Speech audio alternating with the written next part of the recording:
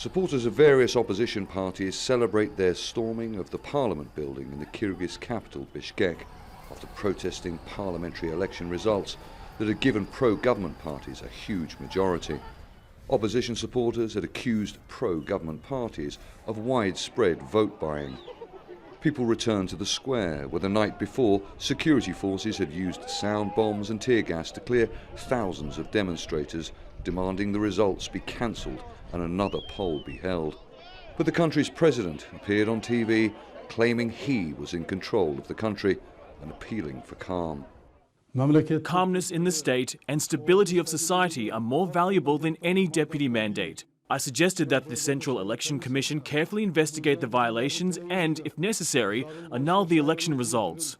I urge the leaders of the political parties to calm their supporters and move them away from their places of concentration. I call on all my compatriots to keep the peace and not give in to the calls of the provocative forces.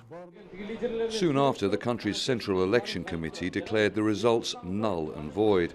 A rerun of the poll will be held, but no date has been set.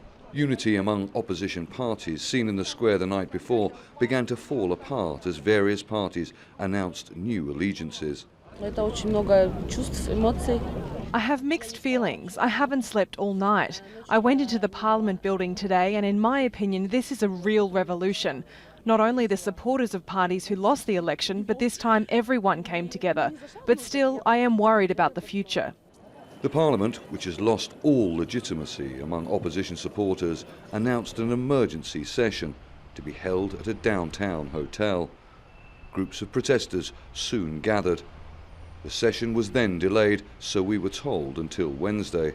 We're just in the middle of the process, and we have to be very delicate and patient in ways we want to handle it, and therefore potentially a lot of things may go wrong, but if we keep it legal, if we keep it in the let's say judicial plane, I think we may be on the way to kind of make our democracy healthier.